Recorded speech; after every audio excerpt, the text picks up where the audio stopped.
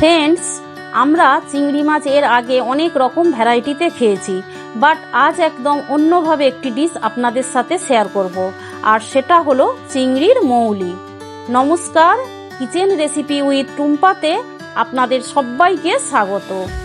এটি একটি south Indian dish. যারা আগেই খেয়েছেন খুব ভালো কথা, নিশ্চয়ই তারা আজও মনে রেখেছেন, ভুলতে পারেননি এর স্বাদ। আর যারা এখনও খাননি, অবশ্যই বাড়িতে একবার হলেও ট্রাই করবেন। অনবদ্য হয় রেসিপিটি, গরমের জন্য একদম উপযুক্ত বলতে পারেন। মালাইকারি ফেল এর কাছে। তো চলুন দারুণ স্বাদের এই রেসিপিটি দেখে নেওয়া যাক। প্রথমেই আমি চিংড়ি মাছগুলো খুব ভালো করে কেটে বেছে পরিষ্কার করে নিয়ে চলে এসেছি। এরপর এতে হাফ চামচ হলুদের গুঁড়ো, হাফ চামচ গোলমরিচের গুঁড়ো ও হাফ চামচ ভিনিগার দিয়ে দিলাম। আর আগে থেকে আমি লবণটা মাখিয়ে রেখেছিলাম, সেই কারণেই এখানে লবণটা আর দিলাম না। মেখে 10 মিনিট রেস্টে রাখতে হবে। এবার আমি কিছু উপকরণ আপনাদের দেখাবো যেটা এই রান্নায় লাগবে। তো এখানে নিয়েছি 1 কাপ নারকেলের দুধ, একটি মাঝারি সাইজের পেঁয়াজের কুচি, রসুন কুচি, আদা কুচি হাফ ইঞ্চি করে, আর 5-6টি চেরা কাঁচা লঙ্কা, একটি টমেটো স্লাইস করে নিয়েছি, 2টো শুকনো লঙ্কা, 1 চামচ কালো সর্ষে, আর গোলমরিচের গুঁড়ো ও কিছুটা কারি পাতা। এবার ফাইনালি রান্নাটা শুরু হবে। তো ওভেনে আমি একটি প্যান বসিয়ে, প্যান গরম হলে সর্ষের তেল পর্যাপ্ত ঢেলে চিংড়ি মাছগুলো আমি ভেজে নেব। তো চিংড়ি মাছগুলো উল্টে পাল্টে ওই 30 থেকে 40 সেকেন্ড হবে এই রকম সময় ধরে ভেজে নেব। বেশিক্ষণ ভাজবো না, কারণ কি চিংড়ি মাছ রাবারের মতো শক্ত হয়ে যায়। আপনারাও এই প্রসেস ফলো করে রান্নাটা করবেন, দারুণ হয় এই রেসিপিটি।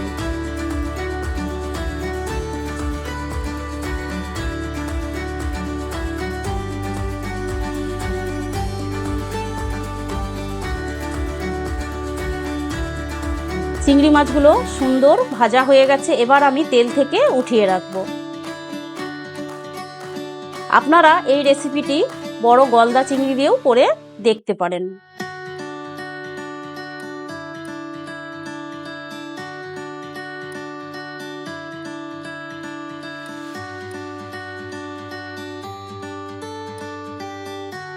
এবারে ওই তেলের ওপরেই আমি দেখুন সর্ষে 1 চামচ দিলাম, আর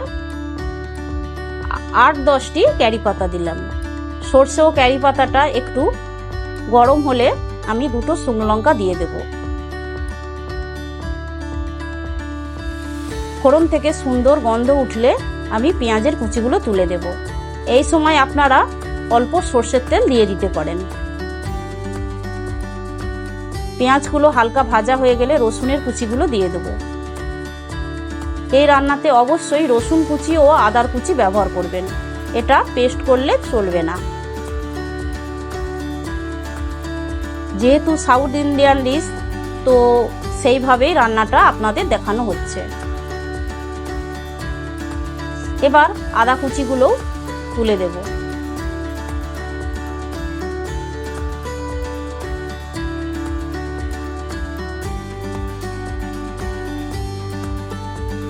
আদা ও রসুনের কাঁচা গন্ধ চলে গেলে আমি এখানে টমেটোর স্লাইসগুলো তুলে দেব।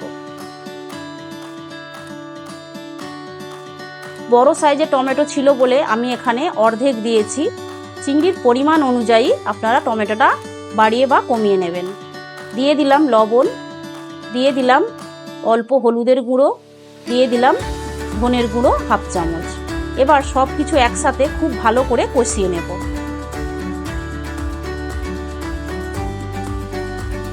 কিছুক্ষণ ঢেকে দেব, যাতে বেশ খানিকটা সময় পেলে ভালো কষানো হয়ে যায়।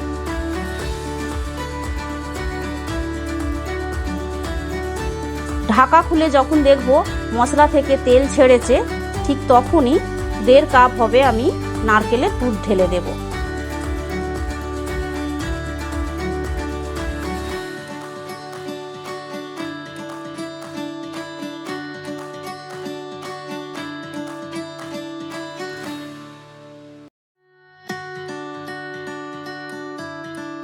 নারকেলের দুধ ঢেলে খুব ভালো করে আমি মিশিয়ে 2 মিনিটের মতো ফুটিয়ে নেব।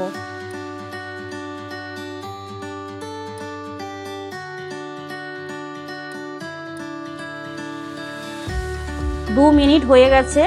যখন গ্রেভি বেশ গাঢ় হয়ে আসবে, 2টো কাঁচা লঙ্কা দিয়ে দিতে হবে আর ভেজে রাখা চিংড়িগুলোও তুলে দিতে হবে। মশলার সাথে খুব ভালো করে নেড়ে চেড়ে কিছুক্ষণ আরও রান্না করে নিতে হবে।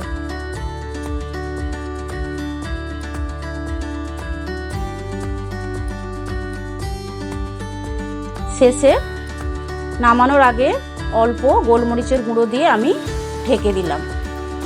রান্নাটা একেবারেই রেডি। আমি স্ট্যান্ডিং টাইমে রেখে দিয়েছি মিনিট 5-এর জন্য।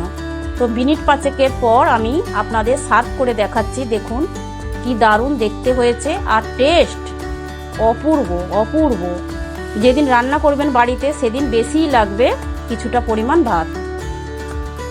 আশা করি রেসিপিটি আপনাদের খুবই ভালো লেগেছে। আর ভালো লাগলে একটা লাইক দেবেন, প্রিয় বন্ধুবান্ধবদের সাথে শেয়ার করবেন আর কমেন্ট করে জানাবেন। ভালো থাকুন সবাই, ভালো খান আর সুস্থ থাকুন। ধন্যবাদ।